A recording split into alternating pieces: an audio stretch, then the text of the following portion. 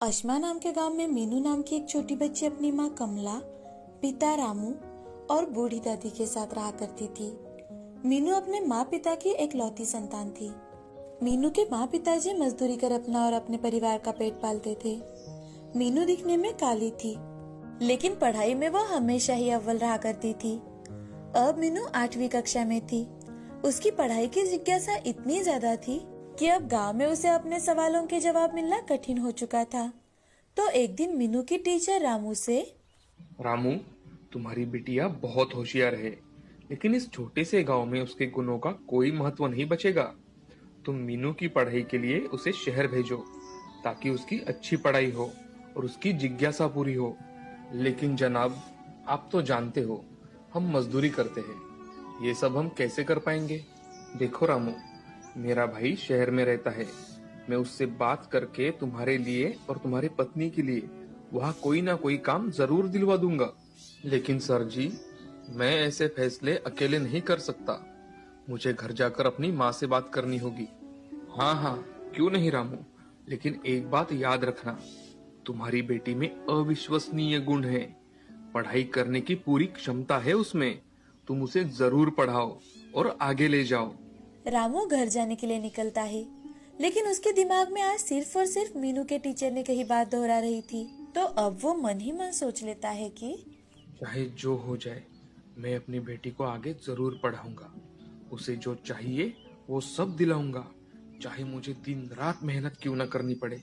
रामू घर जाकर सबको अपना निर्णय बताता है और टीचर की मदद से शहर में एक छोटा सा घर किराए पर ले लेता है और वहीं पर एक बिल्डिंग में वॉचमैन का काम करने लगता है। साथ ही मीनू की माँ भी उसी बिल्डिंग के लोगों के घर जाकर झाड़ू, बर्तन, कपड़े धोना, ये सारे काम करने लगती है। और मीनू का टैलेंट देखकर इंग्लिश स्कूल के प्रिंसिपल भी उसे झट से अपने स्कूल में एडमिशन दिलवा देते हैं। आज मीनू का स्कूल में पहला दिन था। जैसे ही मीनू स्कूल में जाती है, वो दूसरे बच्चों से बातें करने की कोशिश करने लगती है, तो हर कोई उसे टालने लगता है कि तभी एक लड़की, अरे अरे ये देखो कितनी काली लड़की है। इसे देखकर तो मेरी तबीयत ही बिगड़ जाएगी। उस लड़की की बात सुनकर मीनू को बहुत बुरा लगता है, लेकिन मीनू कुछ कहे बिना ही वहाँ से अपने कक्षा में चली जाती है। तो वहाँ भी उसके पास कोई नहीं बैठता। थोड़ी ही देर में स्कूल की घंटा बज गई और टीचर क्लास में आकर, good morning students. Good morning teacher. अब मीनू हर रोज स्कूल जाती और पढ़ाई करती, लेकिन जब भी टीचर कोई सवाल पूछती और मीनू जवाब देने के लिए हाथ ऊपर करती, तो मीनू की टीचर उसे देख अनदेखा कर देती और किसी और से जवाब पूछती थी। एक दिन की बात है, टीचर ने बच्चों को साइंस का एक सवाल पूछा। क्लास में इस सवाल का जवाब मीनू के अलावा किसी और को पता ही नहीं था। मीनू ने बड़े ही उत्साह के साथ अपना हाथ ऊपर उठाया कि तभी टीचर, किसी को नहीं आता जवाब? टीना, रघु, कोई नहीं जानता इस सवाल का जवाब? अरे बताओ। टीचर टीचर मैं बताऊं? कोई जरूरत नहीं है। टीचर के ऐसे कहते ही मीनू उदास होकर चुपचाप अपने जगह बैठ जाती है कि तभी miss school of the year के कंपटीशन की नोटिस आती है। तो एक लड़का धीरे से, टीचर, इसमें तो मीनू को ही भाग लेना चाहिए ना? लड़के के ऐसे कहते ही सभी बच्चे तथा टीचर भी हंसने लगती है। अब मीनू दिन ब दिन उदास रहने लगी, तो उसका पढ़ाई पर असर होने लगा। ये देख रामू और कमला मीनू से, मीनू बिटिया, क्या हुआ? देखो बिटिया, हम तुम्हारे लिए ही तो शहर आए हैं ना। और हाँ, आजकल तुम पढ़ाई में बहुत पीछे पड़ रही हो। तुम्हारी टीचर का मुझे आज फोन आया था। वो कह रही थी कि अगर आपकी बच्ची को अगली एग्जाम में ऐसे ही मार्क्स मिले तो उसे हम वहाँ से निकाल देंगे। पापा पापा वो मीनू बोलते बोलते रुक जाती है, क्योंकि उसे पता था कि उसके माँ पिताजी उसके लिए कितनी मेहनत करते हैं। वो अपने पापा से, नहीं पापा, अब मैं अच्छे से पढ़ाई करूंगी। मीनू की सारी परेशानियां उसकी दादी समझ रही थी, लेकिन दादी वक्त आने की राह देख रही थी। अब दूसरे ही दिन दादी मीनू से, मीनू, मुझे पता है कि तेरे स्कूल में तुझे कोई पसंद नहीं करता। तेरे रंग से सभी नफरत करते हैं। तुम दिखने में गोरी नहीं हो, लेकिन हाँ, पढ़ाई में तुम सबसे बेहतर हो। देख लेना, आज नहीं तो कल पूरा स्कूल तुमसे दोस्ती करना चाहेगा। तुम सिर्फ और सिर्फ मन लगाकर अपनी पढ़ाई करो, बाकी की बातों पर ध्यान मत देना बेटा। दादी की बातों से मीनू अब बहुत ज्यादा प्रेरित हो जाती है और मन लगाकर अपनी पढ़ाई करने लगती है और धीरे धीरे वो फिर से अपने आप को काबिल बनाने लगी। मीनू मोबाइल के जरिए हर एक सवाल का जवाब ढूंढने लगी। दिन बीत रहे थे, लेकिन अभी तक स्कूल में मीनू से कोई भी बात नहीं कर रहा था। ऐसे ही एक दिन क्लास में एक नोटिस आती है, स्टेट लेवल पर क्विज कंपटीशन होने वाला है, तो स्कूल से सबसे होशियार बच्चे को ही भेजा जाएगा। जो भी इस कंपटीशन में पार्टिसिपेट करना चाहता हो वो स्कूल के बाद हॉल में आ जाए। ये नोटिस सुनते ही मीनू बहुत ज्यादा खुश हो जाती है और स्कूल के बाद हॉल में पहुंच जाती है। वहां जाते ही मीनू की टीचर मीनू को देख, मीनू तुम यहाँ क्यों आई हो? क्या जानती नहीं यहाँ तुम जैसी दिखने वाली लड़की की कोई जरूरत नहीं है। टीचर, यहाँ तो क्विज कंपटीशन की टेस्ट चल रही है ना, कि miss school of the year की। अच्छा, तो अब तुम मुझसे बहस भी करना चाहती हो। टीचर और मीनू की बात चल रही थी कि तभी स्कूल के प्रिंसिपल वहां आते हैं और वो मीनू से, अरे तुम मीनू हो ना? अच्छा किया, इस कंपटीशन के लिए अपना नाम लिखवा दिया। स्कूल का नाम रोशन करना बिटिया। चलो अंदर चलो। प्रिंसिपल के ऐसे कहते ही मीनू की टीचर की बोलती बंद हो जाती है और मीनू प्रिंसिपल के साथ हॉल में चली जाती है। वहां जाकर मीनू सबको अपने ज्ञान से चकित कर देती है। उसका ये टैलेंट देख मीनू को उसके चेहरे से नफरत करने वाला हर एक बच्चा उसकी ओर देखता ही रह जाता है। अब मीनू स्टेट लेवल पर होने वाली कंपटीशन में भी फर्स्ट आती है। मीनू के माँ पिताजी भी अपनी बेटी की तरक्की देख बहुत ज्यादा खुश हो जाते हैं।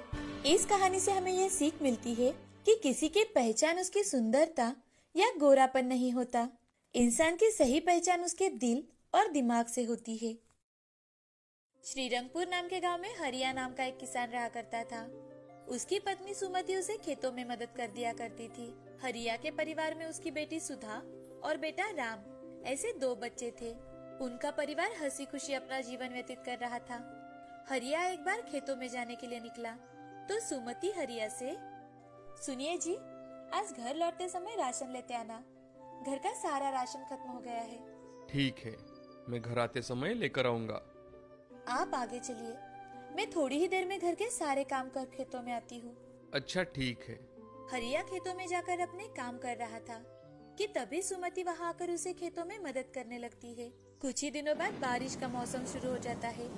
हरिया और सुमति खेतों में काम कर घर लौट आते हैं। उस दिन बहुत तेज बारिश थी और तेज बारिश के कारण सभी खेतों में पानी भर जाता है। खेतों में जो भी लगाया हुआ था वो सब खराब हो गया था। अब हरिया और सुमति के खाने के भी लाले पड़ने लगे। हाय रे मेरी फूटी किस्मत, इस साल खेतों में तो बाढ़ की वजह से सब चला गया। अब हम क्या करें? हमारा गुजारा कैसे होगा? मुझे भी यही चिंता खाए जा रही है। घर में राशन भी लगभग खत्म होने को है। सुमति, अब तो मैं किसी से पैसे भी नहीं मांग सकता, पहले ही कर्जा ले चुका हूँ। उन दोनों की बातें उनकी बेटी सुधा सुन लेती है और सुधा अपने पिताजी से, पिताजी, मैं आपके पैसों की तो कोई सहायता नहीं कर सकती, लेकिन मेरे पास एक अच्छा सुझाव है, शायद आपको पसंद आए। कैसा सुझाव बिटिया?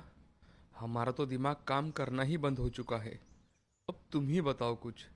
पिताजी, आपको याद है आपने एक बार घर में मटके में चिकन बनाया था, जो कि बड़ा ही स्वादिष्ट था। मैंने तो आज तक ऐसा चिकन कभी नहीं खाया। क्यों ना आप मटका चिकन बेचना शुरू कर दे, इससे हमारी सारी प्रॉब्लम खत्म हो जाएंगी। तुम्हारा विचार तो बहुत अच्छा है, मगर बिटिया हमारे पास इतने पैसे नहीं हैं और हम वो चिकन कहाँ बेचेंगे? यहाँ गांव में कौन हमसे मटन चिकन खरीदेगा?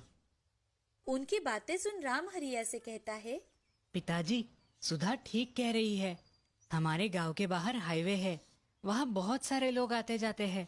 अगर हमने वहाँ रोड के साइड में दुकान डालकर मटका चिकन बेचना शुरू किया तो हमें ग्राहक भी मिलेंगे और हमारे घर की सारी समस्याएं भी मिट जाएगी।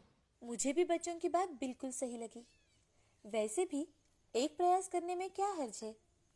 ठीक है, मैं कल जाकर अपनी जगह देख कर आता हूँ।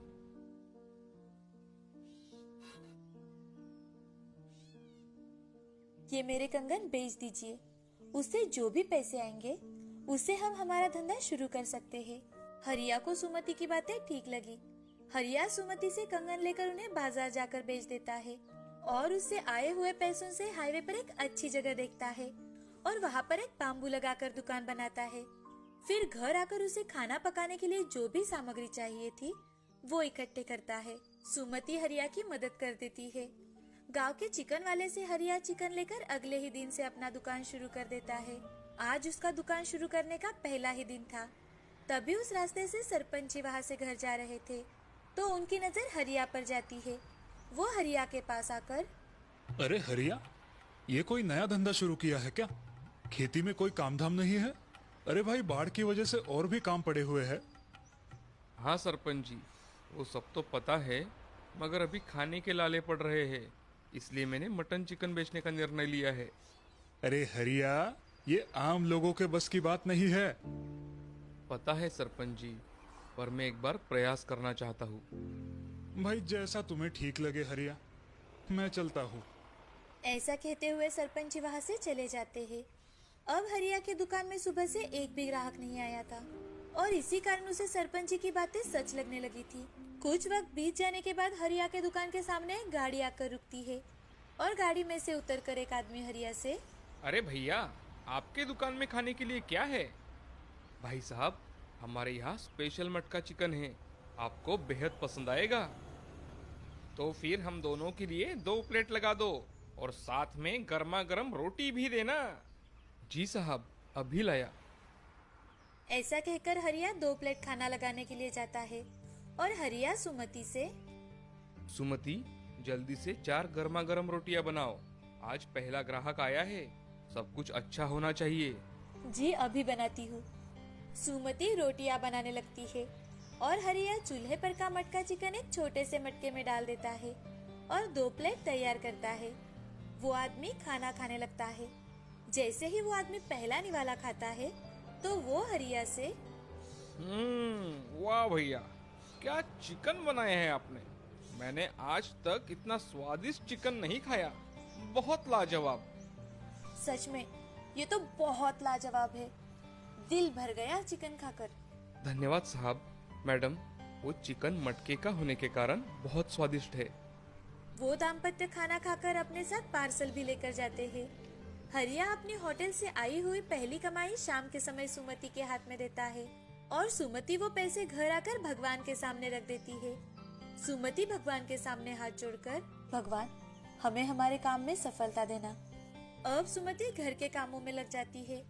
आज हरिया और सुमति बड़े ही खुश थे। अगले दिन दोनों ने जल्दी जल्दी सभी काम किए और फिर सुबह ही मटका चिकन दुकान पर तैयार रखा।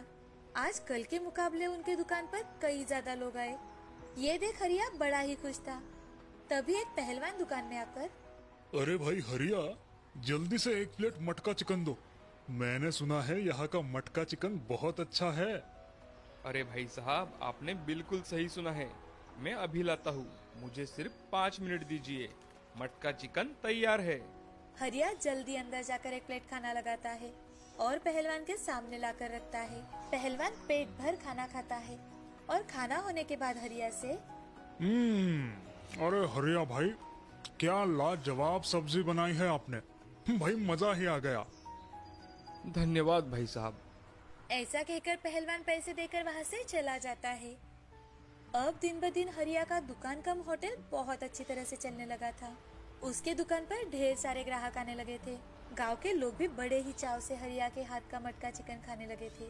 बड़े बूढ़ों से लेकर बच्चों को भी हरिया के हाथ का चिकन बेहद पसंद आने लगा था। अब हरिया ने जल्द ही अपनी छोटी सी दुकान एक छोटे से होटल में बदल डाली। उसके साथ सुमति भी कंधे से कंधा मिलाकर काम करने लगी। उनका परिवार अब बड़ा ही खुश था। हरिया और सुमति ने अपने खेतों को भी अच्छा बनाया था, जो कि बाढ़ की वजह से पूरा खराब हो गया था। अब उनके घर में खुशहाली ही खुशहाली थी। हरिया ने अपने आप पर भरोसा रखकर अपना काम पूरी ईमानदारी के साथ किया और अब वो गांव का एक प्रतिष्ठित व्यक्ति माना जाता था। हरिया जरूरतमंदों की हमेशा मदद कर दिया करता था। इस कहानी से हमें ये सीख मिलती है कि कड़ी मेहनत के बलबूते पर हम हमेशा सफलता हासिल कर सकते हैं।